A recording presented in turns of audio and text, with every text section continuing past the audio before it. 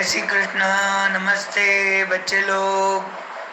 कल की कहानी सुने होंगे। अब आज मैं एक राजा अम्बरीश की कहानी सुना रहा। ये कहानी का नंबर है 62 62 और नाम है कहानी का राजा अम्बरीश। बहुत पुराने जमाने की बात है। तो ये अयोध्या नगरी पर अम्बरीश राजा राज्य करता था। वो विष्णु का बड़ा भक्त था और दयावान, मदद करने वाला, ये तो गुण थे ही। उनके राज्य में कभी कोई झगड़े नहीं होते थे, चोरी नहीं होती थी, सब सुख से रहते थे। तो राजा ने एक दिन विष्णु के भगवान की भक्ति करते करते एक यज्ञ करने का सोचा। अब यज्ञ करने के लिए 3 दिन लगने वाले थे। तो राजा ने एकदम कड़कड़ी, यानी कुछ दूध नहीं, फ्रूट्स नहीं, खाना नहीं, उपवास शुरू किया। 3 दिन तक बिना खाए पिए खाली जल लेते थे, जल पानी। तो उपवास होने के बाद यज्ञ की समाप्ति के लिए उन्होंने ब्राह्मण को बुलाया, यज्ञ हुआ, बाकी के ब्राह्मणों को बुलाए, दक्षिणा दिए, खाना खिलाए, उनके सबके पाँव पड़े, सबको कपड़े बनाए। अब सब होते होते क्या हो गया, उस समय वहां पर दुर्वासा ऋषि आ गए। अब दुर्वासा ऋषि तो मालूम है अपने को, वो गुस्से के लिए फेमस है, बहुत गुस्से वाले। तो राजा अम्बरीश अपनी जगह पर से उठ के दुर्वासा मुनि के पांव पड़ते, चरण स्पर्श करते, हाथ जोड़कर जय श्री कृष्ण बोलते और मेरा आतिथ्य स्वीकार कर। मैंने ऐसा ऐसा यज्ञ किया, आज यज्ञ की सांगता है, समाप्ति है, और ये सब होने के बाद मैं 12 बजे उपवास छोड़ने वाला हूँ। तो दुर्वासा ऋषि ठीक है बोलते, मैं ना यहाँ यमुना नदी के पास जाकर नहा धो के स्वच्छ होके आता हूँ।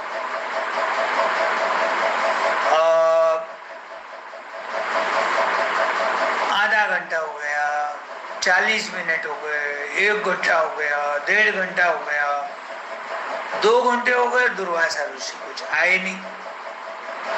अब बाकी के जो ब्राह्मण थे, वहां जो मेन ब्राह्मण था यज्ञ करने वाला, उसने राजा को क्या बताया, राजा साहब दोपहर के 12 बजे के पहले तो आपको उपवास छोड़ना पड़ेगा, तो ही उसका फल प्राप्त होगा। अब राजा अम्बरीश बोलता है, दुर्वासा ऋषि का मैंने आतिथ्य स्वीकार किया है, अभी आते ही होंगे, उनका भोजन होते ही उनको दान धर्म दक्षिणा करने के बाद मैं है तो उपवास छोड़ूंगा। तो बोले अभी देखो सिर्फ 2 ही मिनट बाकी है 12 बजने को। अब 2 मिनट में आए तो ठीक है, नहीं तो 1.25 मिनट होते ही आप कम से कम जलपान तो कीजिए, नहीं तो आपके यत्न किया हुआ, उपवास किया हुआ कोई फल नहीं मिल सकता। अब राजा ना हाँ करते करते हाथ में पानी लेता, कुछ मंत्र बोलता, ऐसा आचमन करने ही वाला था, किया भी नहीं, खाली एक्शन, हाथ नजीक लिया मुंह के पास, जब तक दुर्वासा ऋषि आ गए। दुर्वासा ऋषि ने देखा राजा का तो भोजन हो गया, तो लास्ट में हाथ धो के आचमन कर रहे तो गुस्से में आता। तो राजा बोलता, मेरी कतई इच्छा नहीं थी जलपान करने की भी, लेकिन ये जो हमारे यज्ञ करने वाले ब्राह्मण देवता है, वरिष्ठ ब्राह्मण है, इनका कहना था भाई 12 बजे के पहले उपवास छोड़ने के लिए कम से कम आप जलपान तो कीजिए। तो मैंने हाथ में जल लिया ही था, पिया भी नहीं, आप आ गए। वो काय का सुनते हो? तो गुस्से में आने के बाद तो कुछ भी कर सकते, श्राप दे सकते, और भी कुछ कर सकते, राजा को दंड दे सकते। अब ये तो ऋषि मुनि थे ना, इनकी तो जटा बेटा बहुत थे, बाल 2-4 बाल निकाले, उसको राउंड राउंड राउंड राउंड ऐसा करें और राजा अम्बरीश के पास छोड़े। उनको लगा ये चक्र मैंने अपने बाल से बनाया है, राजा अम्बरीश को मारने के उद्देश्य से उन्होंने वो चक्र भेजा। अब राजा अम्बरीश तो विष्णु भक्त थे, विष्णु भक्त स्वर्ग में से देख रहे, अरे मेरी भक्ति करने वाला भक्त राजा अम्बरीश उपवास किया, यज्ञ किया, यज्ञ की समाप्ति होने के बाद ब्राह्मणों को दान धर्म दिया, अच्छा खाना भोजन खिलाया। जब तक दुर्वासा ऋषि आ गए और उनको यमुना नदी पर से आने के लिए देर हो गई, 12 बजे के पहले तो उपवास छोड़ना पड़ता, और ये ब्राह्मण ने भी उनको बताया, इसलिए उन्होंने हाथ में जल लेके आचमन करने ही वाले थे। तो ये ऋषि को क्या लगा, राजा मेरे एब्सेंस में मेरा भाव भी नहीं, रास्ता भी नहीं देखा और भोजन कर लिया और आचमन कर रहा, ऐसा लगा। उन्होंने गुस्से में एक बालों का चक्र बना के उनके अंग पे भेजा। अब तो राजा अम्बरीश मर सकता है, विष्णु भक्तों को फिक्र हो गई। उन्होंने क्या किया, उनके पास जो सुदर्शन चक्र है उन्होंने वो नीचे पृथ्वी पर भेजा। अब वो तो बोलचाल के सुदर्शन चक्र है, सुदर्शन चक्र ने वो ऋषि का बालों का बनाया हुआ चक्र का खात्मा किया, उसके टुकड़े टुकड़े हो गए, सब तरफ बाल बिखर गए, और वो जो सुदर्शन चक्र था अब वो दुर्वासा के पीछे लग गया। अब दुर्वासा भागने लग गया, अरे बाप रे, भागो रे भागो, अब तो भगवान विष्णु का चक्र अपने पीछे, अब तो अपनी कोई सच्ची नहीं है। तो जाके गुफा में छुप गए, गुफा के पास भी आ गया, वहां से दूसरे शॉर्टकट से रास्ते से नदी में जाके छुप गए, उधर भी आता हुआ देख के वहां से भागे, समुन्द्र में जाके छुपूंगा, उधर भी आ रहा। क्या हुआ, उनको लगा अब तो भगवान की शरण में जाना पड़ेगा। तो उन्होंने क्या किया,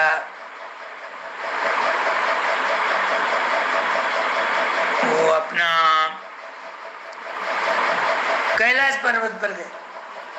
कैलाश पर्वत पर गए तो शिव जी को रिक्वेस्ट करने लगे, शिव जी भगवान मुझे सुदर्शन चक्र से बचाओ। शिव जी बोले ये मेरे बस की बात, आपको तो ब्रह्मा के पास जाना। वहां से वो ब्रह्मा के पास गए, भागते भागते, आगे आगे दुर्वासा, पीछे पीछे चक्र, आगे आगे दुर्वासा, पीछे पीछे चक्र, और ब्रह्मा जी के पास गए, नमस्ते किया, दर्शन किया, डर रहे, इधर घबरा रहे, हाथ लट लट लट लट, थर थर कांप रहे। ब्रह्मा जी को दुर्वासा ने बताया ये चक्र मेरे पीछे आ रहा, मेरी जान बचाओ, ऐसा ऐसा हुआ, घटना हो गई, मेरी गलती हो गई। बोले मैं तो कुछ नहीं कर सकता, अम्बरीश तो मेरा भक्त था और मेरे भक्त के ऊपर आपने सोचा नहीं, समझा नहीं, गुस्से में आपके बालों का चक्र बना के भेजे।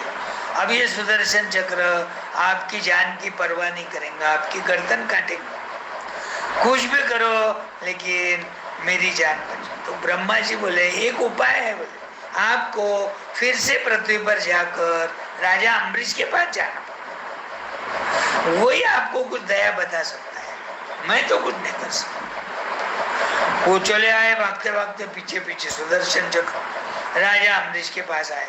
राजा अम्बरीश को उन्होंने सॉरी बोला, माफी मांगा, मेरी गलती हो गई, मैं गुस्से में था, मुझे ऐसा नहीं करना था, लेकिन मैंने किया, और आप सुदर्शन चक्र की गति कम करो, शांत करो, उसको वापस ब्रह्मा जी को भेजो और मेरी जान बचाओ।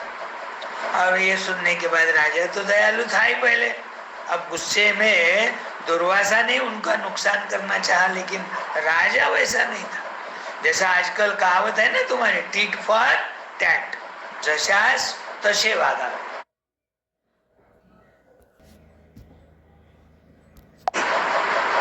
वैसा राजा नहीं था। पुराने जमाने में राजा तो सत्य युग में थे, सत्य वचन बोलने वाले, प्राणी मात्र पे दया करने वाले थे। उन्होंने सुदर्शन चक्र को रिक्वेस्ट किया, हाथ जोड़ा और बोला भाई ये ऋषि मुनि से गलती हो गई, और गुस्से में उन्होंने मेरे ऊपर बालों का चक्र भेजा।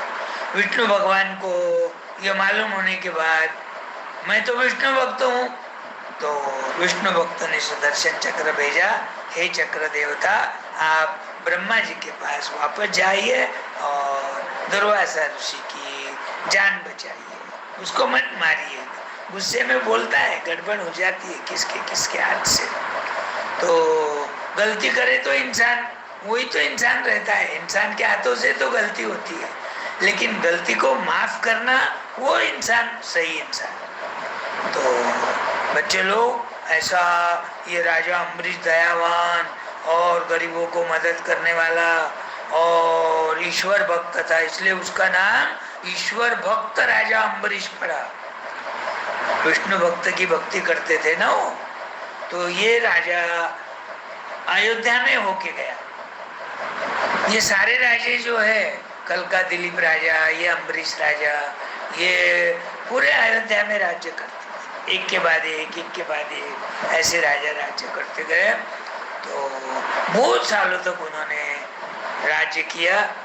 सारी जनता उनके दरबार में, उनके गांव में सुखी थी, कोई दुखी नहीं था, किसी को कोई बात की कमी नहीं थी। वैसा बच्चे लोग, तुम भी गुस्से में नहीं आना। दुर्वासा ऋषि के कम ज्यादा कुछ कोई बोला भी तुम्हारा दोस्त, तो उसको माफ कर देना, गुस्से में गुस्सा नहीं करना, हाँ दोनों का भी नुकसान हो सकता। तो ये कहानी इसलिए सुना रहे तुम लोगों को कि तुमको छोटी छोटी बातों पे गुस्सा आ सकता। कोई तुम्हारी नोटबुक ले लिया, कोई किताब लेके फाड़ दिया, घर पे ले गया होमवर्क करने के लिए, पानी गिर गया, झूठ भी बोला, तो भी अपन उसको गुस्सा नहीं करना चाहिए। जो गलती करता है उसको माफ करना, माफ करने वाला बड़ा आदमी बनता है कभी भी। टिट फॉर टैट, जैसे को वैसा व्यवहार करने वाला बड़ा नहीं कहलाता। माफ कर देना, क्षमा कर देना उसको, ये सबसे बड़ी बात है। तो ये ऐसी कहानियां सुनने के बाद थोड़े थोड़े गुण अपन लेते जाना, तो बड़ा होने के बाद तुम अच्छे व्यक्ति बनोगे। आए ध्यान में। चलो बाय, कल मिलेंगे, कल दूसरी कहानी।